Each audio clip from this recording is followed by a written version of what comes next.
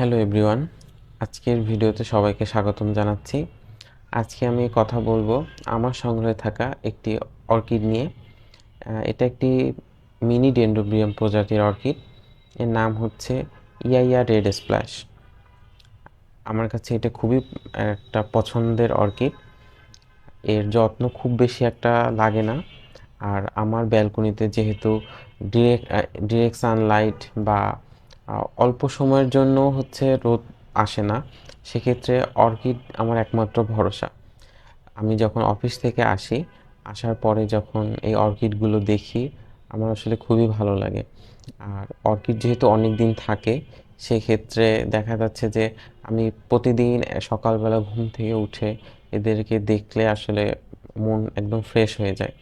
So আমি মনে করি যাদের ব্যালকনি আছে এবং যারা ফুল ভালোবাসেন কিন্তু নর্মাল ফ্লাওয়ারিং প্ল্যান্টগুলো গ্রো করাতে পারছেন না, তাদের ক্ষেত্রে অর্কিড খুবই একটা ভালো পছন্দ হতে পারে।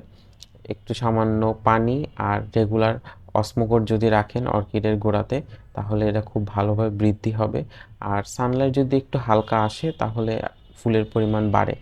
আমার সানলাইট একটু কম, খুবই কম, এজন্য আমার ফুলের সংখ্যা কম। কিন্তু আপনাদের যদি স্কোপ থাকে, অবশ্যই আপনারা এই অর্কিডটা গ্রো করান। আশা করি আপনাদেরও ভালো লাগবে। আজকের ভিডিও দেখার জন্য সবাইকে ধন্যবাদ। আশা করি সামনের ভিডিওগুলো আরও ভালোভাবে করতে পারবো। Thank you.